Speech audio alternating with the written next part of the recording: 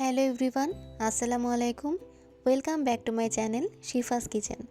আমার আজকের রেসিপি গাজরের হালুয়া। এই গাজরের হালুয়াটা খেতে কিন্তু অনেক বেশি মজা হয় এবং এভাবে গাজরের হালুয়া তৈরি করলে হালুয়া হবে ঝরঝরে এবং পারফেক্ট। তাহলে চলুন চলে যাওয়া যাক মূল প্রস্তুত প্রণালীতে। প্রথমেই আমি একটি প্যানে নিয়েছি পরিমাণ মতো ঘি। ঘিয়ের মধ্যে আমি 1 টেবিল চামচের মতো কাজু বাদাম দিয়ে দিব। এখানে আপনারা যে কোনো বাদাম ইউজ করতে পারেন, আমি এখানে শুধু কাজু বাদাম ইউজ করেছি। তারপর এর মধ্যে দিব কিশমিশ 1 টেবিল চামচ। লো আঁচে আমি বাদাম আর কিশমিশটা ঘিয়ে হালকা ভেজে নিব। আমার বাদাম আর কিশমিশটা ভাজা হয়ে গিয়েছে। এরপর সেই ঘিয়েই আমি আবারও অ্যাড করে দিব 1 টেবিল চামচ ঘি। তারপর ঘিয়ের মধ্যে দিয়ে দিব তেজপাতা 2টি। তারপর দিয়ে দিব দারচিনি 2 টুকরা। এরপর আমি দিয়ে দিব মুখ ফাটানো এলাচ 4 থেকে 5টি। তারপর এগুলো ঘিতে আমি হালকা ভেজে নিব। এগুলো হালকা ভাজা হয়ে গেলে এর মধ্যে আমি অ্যাড করে দিব গাজর কুচি। গাজর কুচিটা আমি এখানে নিয়েছি 2 কাপ।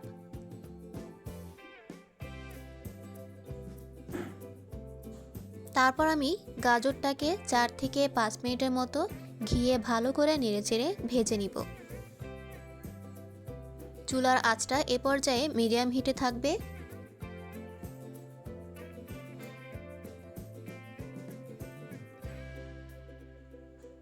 এ পর্যায়ে এর মধ্যে আমি অ্যাড করব সামান্য লবণ।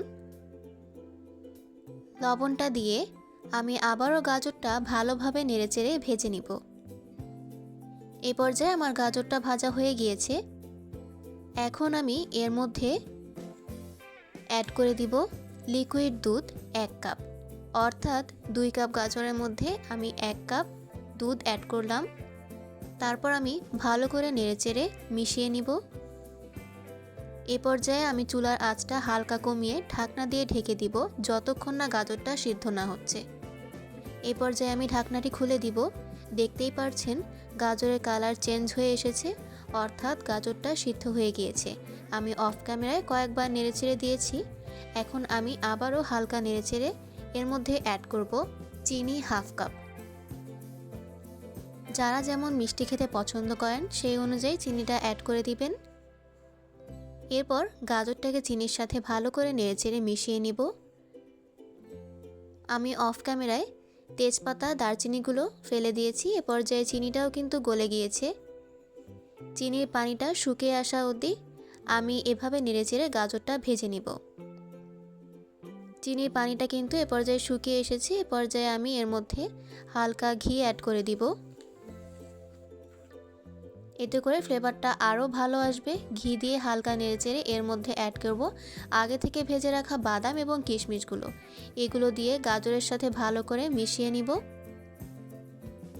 তারপর এর মধ্যে দিয়ে দিব ছানা। ছানাটা আমি 500 গ্রাম দুধের মধ্যে 1 টেবিল চামচ ভিনেগার দিয়ে তৈরি করে নিয়েছি। এটা দিয়ে আমি গাজরের সাথে ভালো করে নেড়েচেড়ে মিক্সড করে নিব। ছানাটা দিলে হালুয়াটা খেতে আরও বেশি ভালো লাগে। আমার হালুয়াটা কিন্তু এ পর্যায়ে হয়ে এসেছে। এখন আমি এটা সার্ভ করে নিব।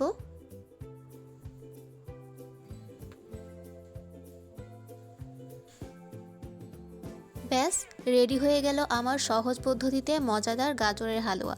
আপনারা এই শবে বরাতে এই গাজরের হালুয়াটা এভাবে ট্রাই করে দেখবেন, খেতে কিন্তু অনেক মজা হয়।